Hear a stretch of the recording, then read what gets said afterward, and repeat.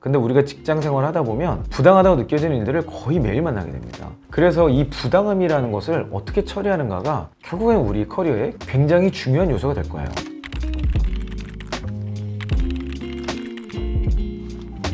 네, 반갑습니다. 오늘은 여러분의 사연과 함께 고민을 해결해보는 고민살롱 시간입니다. 오늘은 좀 어려운 주제를 이야기할 거예요. 상사의 부당한 지시를 어떻게 해야 되는가에 대한 이야기입니다. 저희 형님이 면접왕 이영 채널에서도 보면 이 부당한 업무 관련된 이야기만 하면은 악플이 엄청나게 달립니다. 그래도 뭐 어떻게 해서 할 얘기는 해야겠죠? 여러분이 회사 생활을 하다 보면 부당하다고 느껴지는 지시를 받을 때가 많이 있어요. 그 업무를 어떻게 바라봐야 되고 또 조치를 어떻게 해야 될지 사연과 함께 알아보도록 하겠습니다. 안녕하세요, 이 형님. 이번에 스타트업으로 이직한 형뱀입니다. 이제 이직한 지 2개월 차인데 한 달 전부터 상사분께서 저한테 앞으로 1시간 일찍 출근해서 동료들 근태 감시 및 지각한 직원들을 시간과 함께 몰래 보고하라고 하셨습니다. 저는 그 지시를 받아들이는 게 올바르다고 생각하지 않아서 거절을 했는데 저보고 전임자처럼 잘리고 싶냐고 말하고 저를 업계 블랙리스트로 만들겠다고 협박하시더라고요. 저는 그 업무를 강제로 해야 된다는 생각에 벌써 정신과 상담 및 치료를 받고 있습니다. 이런 상황 어떻게 대처해야 할까요?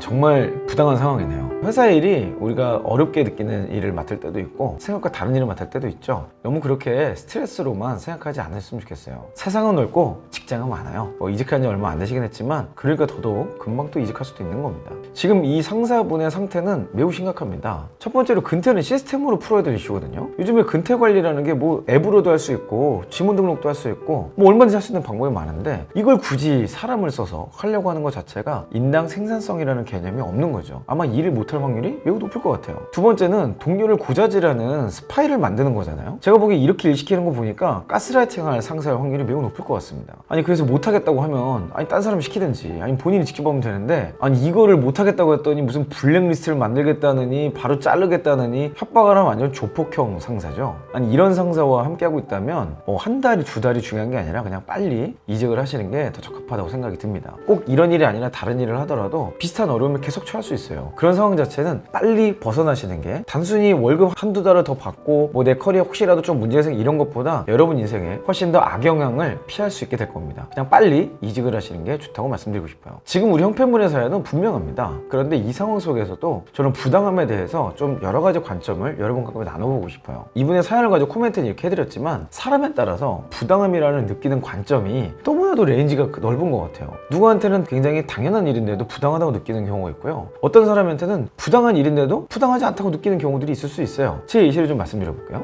또 사장님이 조문을 부산까지 가야 되는데 비행기 티켓이 없어. 갈 방법이 없네? 그래서 또 제가 운전해서 부산까지 모시고 갔다 왔어요. 굉장히 부당하지 않습니까? 근데요, 저는 저렇게 부당해 보이는 내용을 그냥 다 해봤거든요. 그랬더니 제 나름 얻은 것들이 굉장히 많았어요. 첫 번째로 상사의 컨디션을 케어하고, 제가 날마다 그런 건 아니지만 제가 인사팀장으로 있을 때 함께 일하고 있던 대표님이 너무 피곤하고 건강상에 안 좋을 때 제 차를 가지고 그냥 모시러 가서 모시고 출근길에 여러 가지 이야기들 나누다 보니까 너무 바쁘셔서 제가 중요한 업무 미팅을 할 시간이 없는데 그때 정말 많은 것들을 의사결정할 수 있게 되더라고요. 그리고 고민이 되는 요소들 있잖아요. 이거 어떻게 해야 될까 고민할 때 제가 아무래도 근처에서 여러 번 말씀드리다 보니까 제 의견을 더욱더 깊이 있게 생각해 주시고 그 관점에서 큰 의사결정들을 많이 할 수 있게 됐어요. 결국 인사라는 직무를 수행하는 저에게 있어서 이 시간을 씀으로 인해서 굉장히 큰 성과를 낼 수 있는 여러 가지 모멘텀들이 그 차 안에서 이루어졌던 경험이 있어요. 또 지방에 부산까지, 전 가뜩이나 운전하기 싫어하는 사람인데 저한테는 그 시간이 대표님하고 단 둘이 한 7, 8시간을 이야기 나눌 수 있는 시간이더라고요. 그때 그분의 꿈, 그분이 왜 일하시는지, 어떤 회사를 만들고 싶은지, 내가 어떤 기여를 더 해야 될지, 이런 이야기들을 아주 롱타임으로 깊이 있게 이야기 나누는 귀한 시간이 됐었던 것 같아요. 그 과정에서 서로 흔들리지 않는 신뢰라고 할까요? 더 깊이 있는 신뢰 관계로 들어갈 수 있었던, 저한테는 나쁘지 않은 굉장히 의미 있는 시간이었다고 저는 지금도 그 시간을 돌아보고 있어요. 자, 모두가 이렇게 살라는 게 아닙니다. 부당함이라는 것은 내가 어떻게 느끼는가에 따라서 부당할 수도 있고 아닐 수도 있다는 거예요. 그래서 부당함에 대해서 제가 생각하는 몇 가지 기준을 좀 말씀드리고 싶어요. 첫 번째, 부당함에 대해서 가장 중요한 기준은 불법적인 요소입니다. 상사의 지시가 정말 불법적인 것인지 비윤리적인 것인지를 기준으로 일단 한번 판단해 보세요. 두 번째로, 부당함에 대해서 생각해 봐야 될 건요, 상사의 지시가 잘못된 게 아니라 그냥 상사가 싫은 거죠. 상사에 대해서 내가 이미 저 사람은 꼰대야, 저 사람은 되게 불법적인 거 시켜,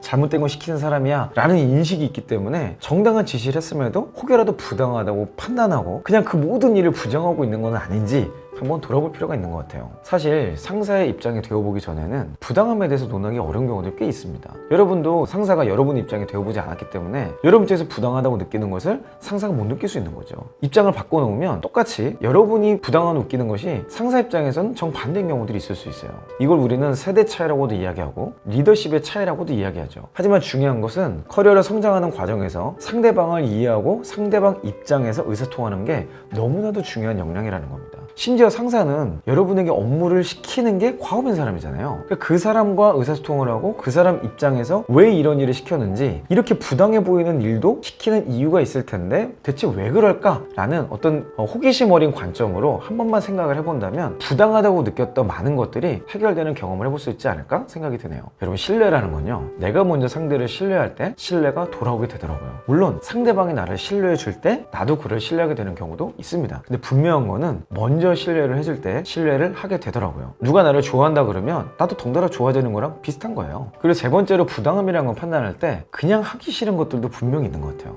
해보지도 않고 그냥 새로운 일이기 때문에, 이전에 안 해봤던 일이기 때문에 그냥 하기 싫다고 느끼거나 감정적으로 내가 이 일이 마음에 내키지 않는 거예요. 그런 경우를 하더라도 직장이라는 곳이 내가 하고 싶은 일만 하는 곳은 아니잖아요. 간혹 가다가 그 업무를 시키는 누군가가 나를 공손하게 대하지 않았거나 내가 싫어하는 말투를 시켰거나 내가 지금 바쁜 것들을 이해해주지 않고 막 업무를 시켜서 싫어하는 건 아닌지, 그런 어떤 감정적인 요소 때문에 이 업무 전체가 부당하다고 느끼지 않았는지 한번 점검해보면 좋겠습니다. 자, 항상 부당함이라는 주제를 가지고 이야기하면요, 정말 많은 악플이 달렸던 것 같아요. 근데 우리가 직장 생활을 하다 보면 부당하다고 느껴지는 일들을 거의 매일 만나게 됩니다. 그래서 이 부당함이라는 것을 어떻게 처리하는가가 결국엔 우리 커리어에 굉장히 중요한 요소가 될 거예요. 누군가에겐 부당한 게 누군가에겐 그렇지 않을 수 있고 정반대일 수도 있습니다. 여러분의 기준을 가지고 그 기준에 맞게 행동하시면 되는 거예요. 기준 없는 사람은요, 결국엔 성장하는데 한계를 겪게 되더라고요. 자, 앞으로도 여러분이 기준이 애매하다고 하는 것들 제가 함께 고민하고 정리하는 시간을 갖도록 하겠습니다. 기준이 없어서 애매하다고 느끼는 것들을 아래 더보기란에 링크로 자세하게 보내주세요. 제가 여러분과 함께 고민한 내용으로 영상을 올려드리도록 하겠습니다. 저는 다음 영상에서 뵙도록 하겠습니다. 이상 이영이었습니다.